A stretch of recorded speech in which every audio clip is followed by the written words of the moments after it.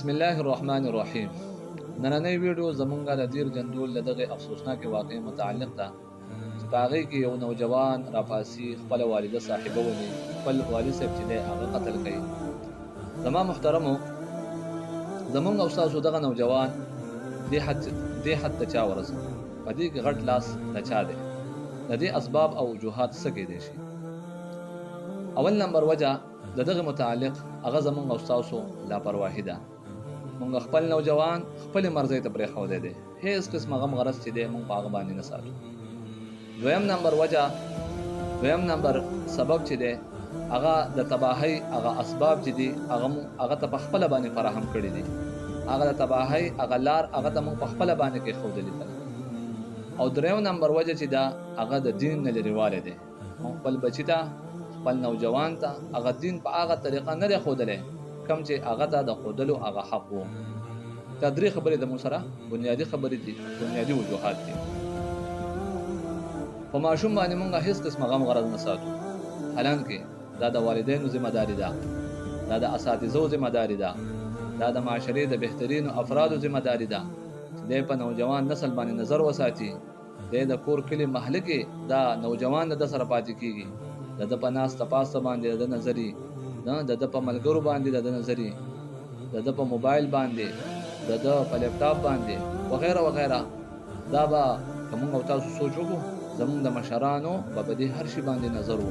زموږ معاشره، زموږ نوجوان هغه به تربیت یافته و، هغه به هم د دې په برکت په وجه باندې. نن دغه وجه ده چې موږ لاپروايي اختیار کړې. دا اولنۍ وجه زموږ سره. دویم نمبر وجه د تباهۍ طرف ته چې دی ما تاسو ته وویل چې موږ د هغې طرف ته دی روان کړی دی، هغه اسباب چې دي هغه موږ ته په خپله فراهم کړي دي. لکه مثال په طور باندې د 18 کالو نوجوان چې دی دا وخت د تعلیم دی، د تربیت دی، د مستقبل له جوړولو دی.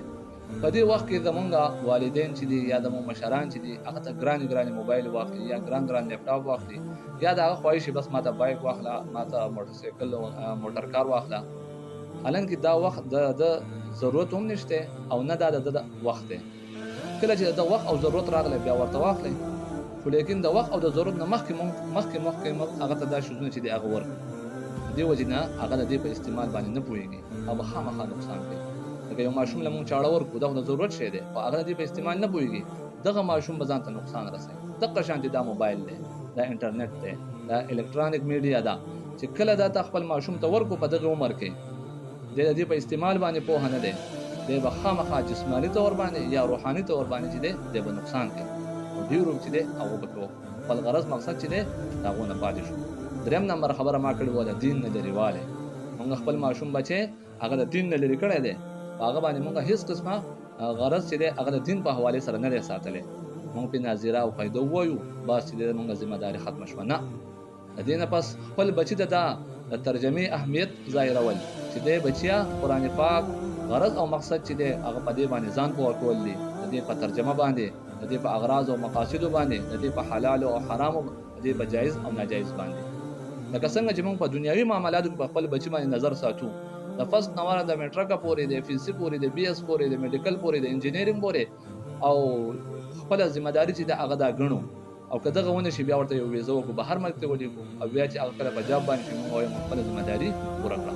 خو لیکن د دین په حوالې سره موږ صرف ناظره او قاعده بس زموږ دغه ذمه داري ده. نه، دریم نمبر بنیادي وجه دا ده چې موږ خپل بچی د دین نه لرې ساتلی. څنګه چې په دنیوي معاملاتو کې موږ په ده باندې نظر ساتو، دغه شانې په دیني معاملاتو کې بچیه ته د علماو په مجلسونو محفلونو کې کښېنه، بچیه ماسخوتن درس کېږي ته په درسونو کې کښېنه، اولیا دي، بزرګان دي، صوفیان دي، د هغو مجالسو او محفلو ته ځه، د هغو نه وظایف راغله، هغې سره به ستا جسماني روحاني مسایل مشکلات چې دی هغه به حل کېږي.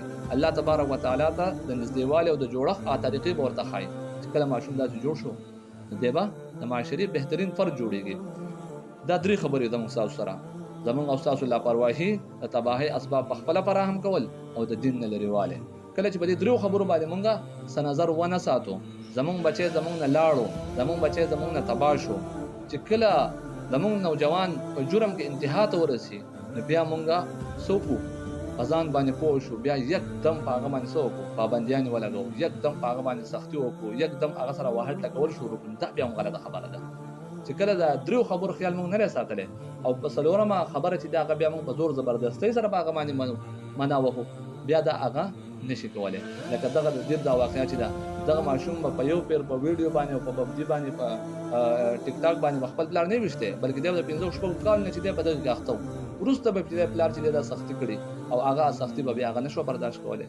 نو د ابتدا نه ماشوم له تربیت پکار دی خو چې کله انتها ته ورسي هغه باندې بیا سختي نه ده پکار هغه بیا ډیر په حکمت سره ډیر په بصیرت سره او ډیر په مشورو سره د پوهانو خلکو په مشورو سره هغه بیا دغه نه منع کول پکار دی.